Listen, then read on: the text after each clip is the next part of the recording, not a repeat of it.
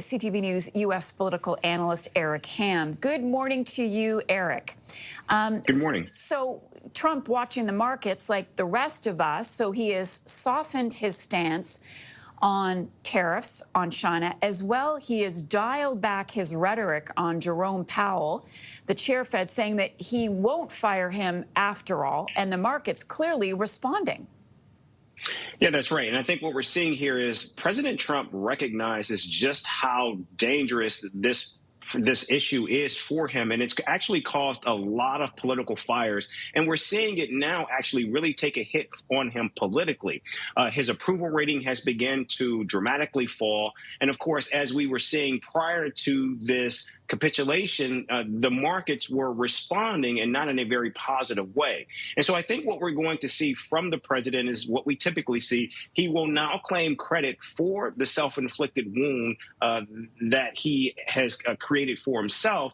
And of course, what we are also seeing is, which is very striking, is the president is also now openly negotiating with Beijing, even though Beijing has not come to the table, because what we have seen is Beijing is now aggressively moving to implement trade deals with other Asian countries as well as European nations as well.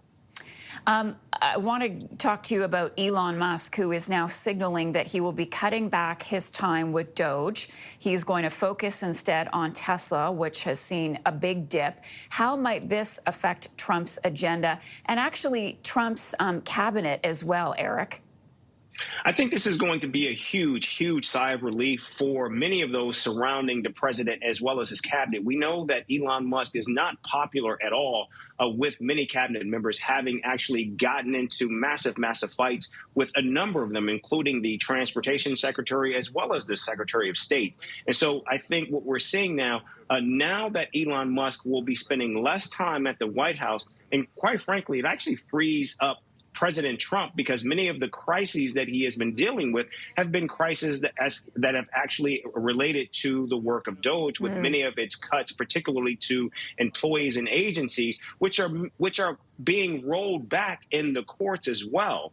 And so I think what this does is may not be a good sign for Canada, because now with less crises and less fires to have to put out as a result of Elon Musk, that now frees up Donald Trump to continue his barrage of attacks against Canada. And speaking of crises, just when we thought it had blown over, there is now Signal 2.0. Defense Secretary Pete Hegsth in the hot seat for now this second text exchange, sharing information with his wife, his friend, his lawyer about that attack on Yemen. Publicly, Eric, we're seeing President Trump continue to defend the Defense Secretary Pete Hegsth. Do you see that changing anytime soon, or is this continuing to be a distraction that Trump just doesn't need?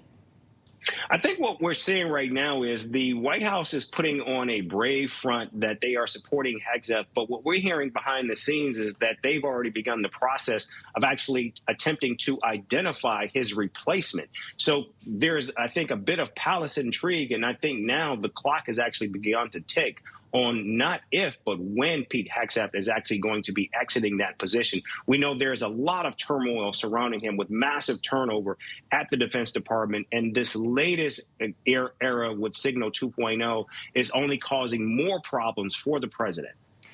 Eric Ham is our CTV News U.S. political analyst. Eric, thank you so much for that.